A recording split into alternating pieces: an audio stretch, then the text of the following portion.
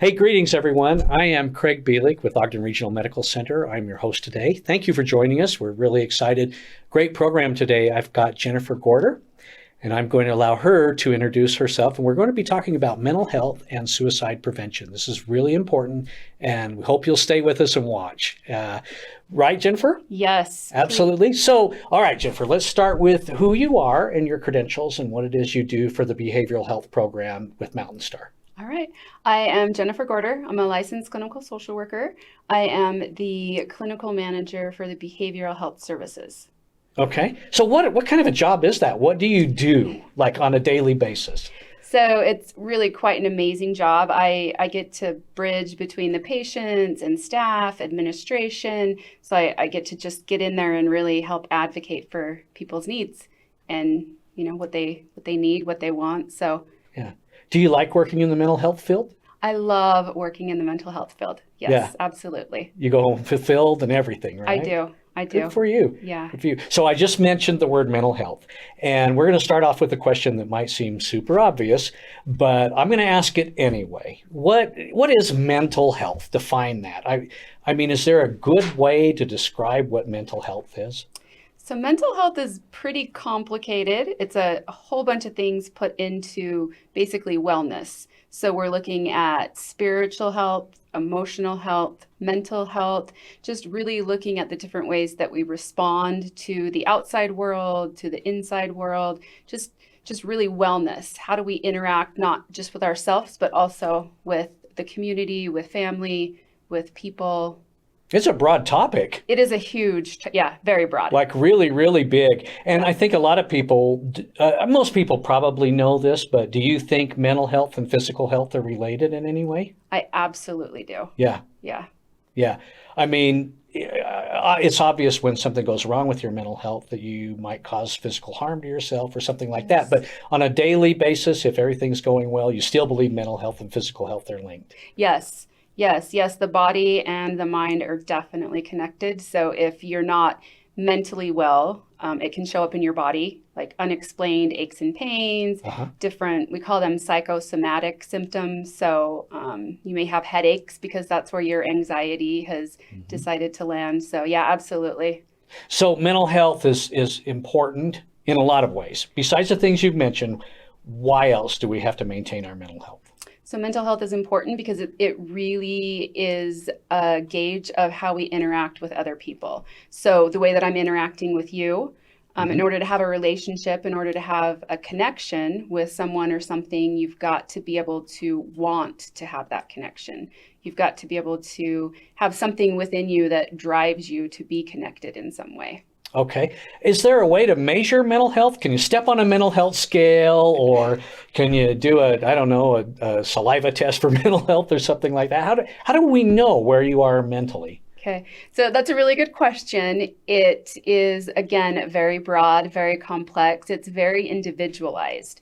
So really it's looking at where the person's at and what's kind of normal for them. So for example, someone may have a very strong spiritual mental health, like spirituality is very important to them.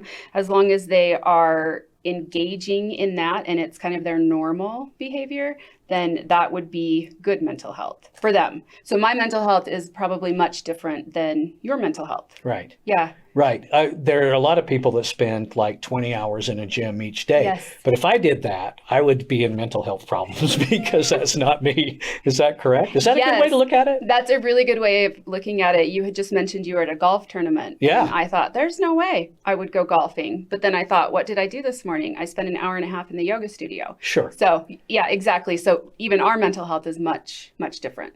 Yeah, and everyone's an individual, Yes. So here's a weird question: Is it possible to be out of balance mentally but still think you're okay? Yes, absolutely. Yes, our brain has a way of kind of tricking us into thinking that we may be okay, and so at Mountain Star at Ogden Regional, we really rely on family to help us understand and help us gather that information to understand we call it what is the baseline? What is their normal level of functioning? Because again, their level of functioning may look very different from the next patient's. So we need other people's perceptions and opinions to help us know what is normal for them and what is, maybe their emotional mental health is what's really causing them problems. How common is it for someone to think they're okay, but their family and coworkers to not think they're okay? It is very, very common. Yeah, very common, because we kind of just live in our own little world. And, unless I'm telling you what's going on with me, you may not know. You may not have any idea what's going on with me. Right, right. So when things go wrong, what are the top things that go wrong, or I guess what I'm getting at is, we know that addiction is something that goes wrong with mental health in all of its forms, or maybe altered perceptions or something like that. I'm just taking a guess. You're the expert. Yeah. You're the expert. Yeah. So often, people are just kind of looking for a release. They're looking for a connection. They're looking for something. So often, again, it's very individualized, but it's any kind of abnormal behavior. So it may be sleeping a lot more than they used to sleep. It may not be sleeping. It could be isolating, it could be withdrawing from family, from friends, or maybe it means that they're not having relationships with family and friends where before they did. So it can also look like eating. Maybe they're overeating or they're undereating. So energy is another big one. We talked a little bit about sleep. But yeah, anything that is abnormal or out of the normal for that person. Right. And then, of course, there are the things that are really scary about the abnormalities: addiction, promiscuity, suicide. Yes. Which is one of the things we wanted to talk about today. So tell me about suicide. First off, how uncommon is suicide, or how common is suicide or suicide attempts? Yeah, so unfortunately, I think they're a lot more common than we have knowledge of. We don't talk about it. It's something that we just don't talk about. So working in the field and seeing, on the behavioral health unit, seeing several attempts, sometimes multiple attempts from people, unfortunately also hearing of completions, it's very common, very common. I'm sure. How do you know when someone is contemplating suicide or even thinking about it?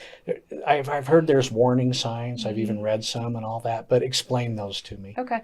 So as we talked about mental health, we look at what's abnormal. So what's kind of different for them. So suicide is along those same lines, but it's often an exaggerated form of abnormal behavior. So often it is increased drug or alcohol use.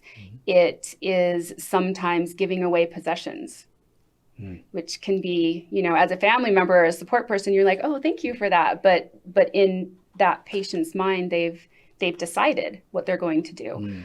It can be talking, not just talking about feelings or a process, but talking about death.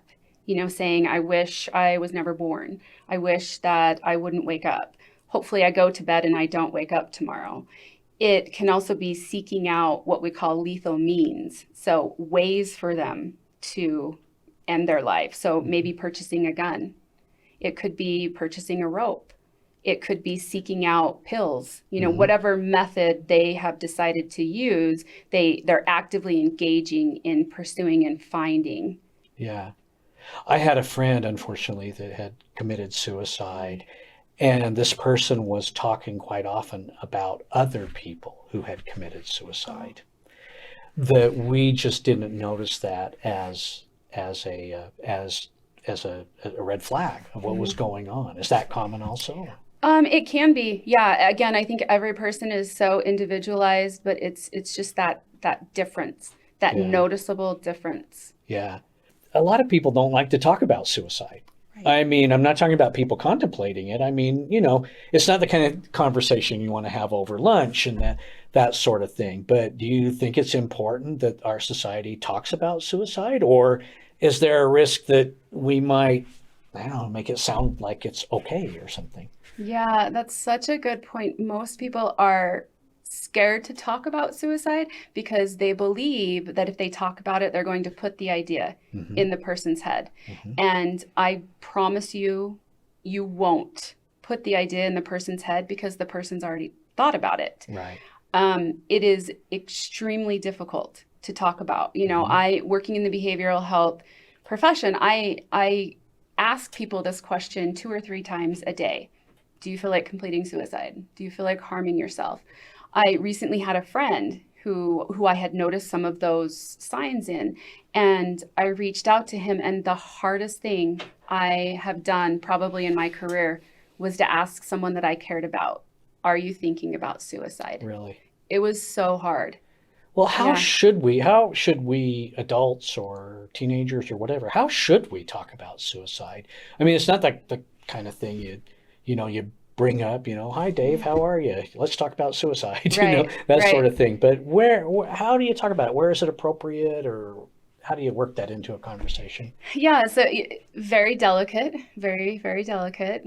It's best one-on-one where there's not distractions. It's best, in a relationship where you do have a connection where you can talk, but really it's just simply asking the question, are you thinking about killing yourself? Are you thinking about harming yourself? And when the person responds, whether the answer is yes or no, the biggest thing is you don't have to fix it. So if you're feeling, upset, or you're feeling like you want to do that, I don't have to fix that for you. I think that people don't talk about it because they often think, what am I going to do? If the person says yes, what am I going to do? Right. So just remember, you don't have to fix it, and just listen. It may be that the person isn't thinking about, completing suicide, but they're upset or they're sad or they're disappointed. If the person is thinking about completing suicide, I would take that person to your nearest emergency room. Let a professional evaluate them, assist them, get them some resources, because at the end of the day, a life is worth more Yeah. than being uncomfortable. I feel embarrassed and sort of shameful to say this, but I had 3 friends in the last 3 or 4 years, men about my age, not close friends, but friends, people I knew in the community, that took their lives. And each time it blindsided me. Yeah. Why didn't I see this? Why didn't I see this? Is that a common thing? I mean, It's very common, and you probably didn't notice because we don't talk about it. We just don't talk about it. That's why I'm very grateful that we're having this conversation. We're talking about, what do we look for? How do we prevent it? How do we have conversations? So a lot of times, even I am completely caught off guard sometimes when it happens.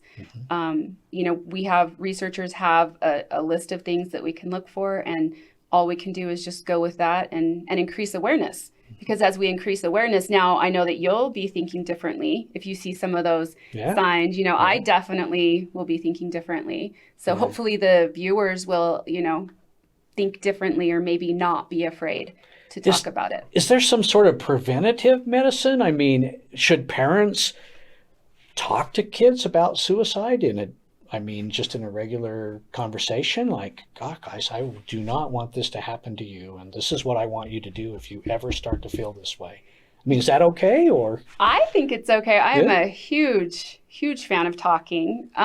Because when we talk about it, it's not a mystery. It's not a secret. It's, I think it's, especially as we grow up and with kids, feelings, teenagers specifically, they can be so overwhelming. And even as an adult, I don't always know what to do with emotions, So talking about emotions, telling people sometimes they are overwhelming, and they're going to be overwhelming, but there is a solution, and the solution doesn't have to be taking your own life.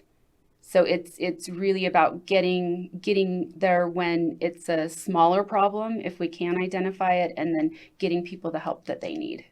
Do you think that telling people that are, thinking of suicide, something like, think of what that will do to the people around you? I mean, is that an effective thing, or does that even make it worse? I mean, so my experience is that with people that are depressed and really down, they already are in so much emotional pain. They've already got so much guilt and so much shame that I would probably just ask the question, are you thinking about it?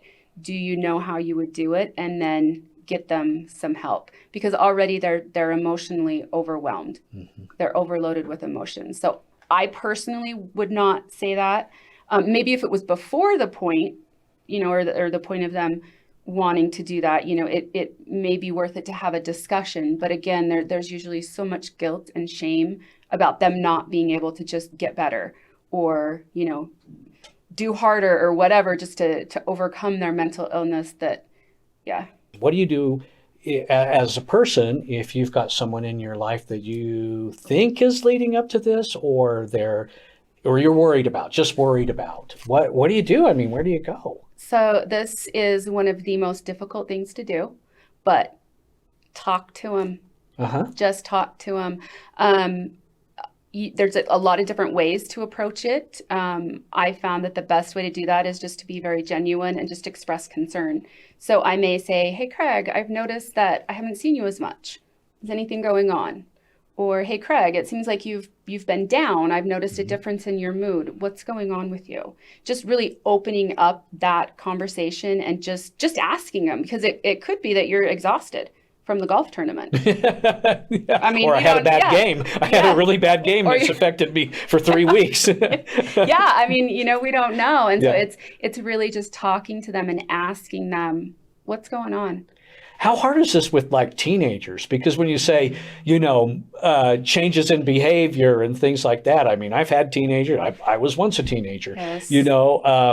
I changed probably every 4 or 5 days, the way I looked and the way I behaved and all that kind of stuff. That's got to be difficult for a parent to see that. Yeah, well, and as you mentioned, it sounds like your inconsistency was consistent. Yeah. Right. So you were constantly changing. You were changing clothes, changing hairs, doing different things. So we're looking at sudden changes. Yeah. So were you suddenly wearing the same hairstyle for 2 weeks? Yeah. It may be worth talking about. So it's just those sudden changes. The other thing that I think of is resiliency. So often with teenagers, anything that happens is catastrophic. Oh, yeah. Yeah, I remember. Yeah. I spent the weekend with my 16-year-old niece. So, yes, I gained some insight to that this. was probably catastrophic to her. Yes, that was probably I love this. Yes, it probably was. But it's looking at the resiliency and the ability to overcome that. For example, her friend wasn't able to come over for dinner. Catastrophic. She was devastated. But, within an hour or two, she started to come back to kind of her normal behavior. She started feeling better. So it's that sudden change that lasts for longer than we would think that it would. So, well, what if the person won't talk to you? I mean, I remember, my parents, I'm a teenager, and they'd try to talk to me, and I'd be like, but seriously, what if that person will not talk to you? Or if they just sort of brush it off, like, oh, it's nothing, I just am in a bad mood today or something like that. How do you get professional help? When do you know to get professional help? So I think as a therapist, I think it's always a good idea, if you don't know the answer to a question, if you're not sure, I think it's always a fantastic idea to reach out. For me, I would probably, if I was concerned about someone and they didn't want to talk to me, I would reach out to someone that I felt like they would want to talk to. So maybe it's a friend, maybe it's a parent, maybe it's a brother, and just say, hey, I'm feeling a little bit concerned. Have you noticed anything that's going on? Right. And then they can either say, yes, it is something, or no, it's not something. So, and then if you do get to the point where you're not sure and you want to get professional help, then absolutely, I definitely encourage that. Well, this is probably a great time to give you some resources for professional help. Here is the Mountain Star website right here. And right after this, we'll flash the phone number up where you can call and talk to someone if you feel like you've got someone in your life. Or, hey, if it's you, I mean, if you are watching this right now and you feel like you're maybe in danger and maybe having some mental health issues, please give us a call. Let us talk to you and see if we can help. Right? Yeah, absolutely. That's right. Absolutely. How successful is mental health treatment? So mental health treatment, It's pretty successful. The really great thing about professional help is you have a trained, qualified therapist that gets to know you, gets to know what works for you, and they can help you set small goals and start to achieve those goals. Yeah. So Like you. Yeah. Like that. That's you. Exactly. That's right. me. That's why I do what I do. Yeah, but really just, because again, golfing for me would not be an effective goal, right?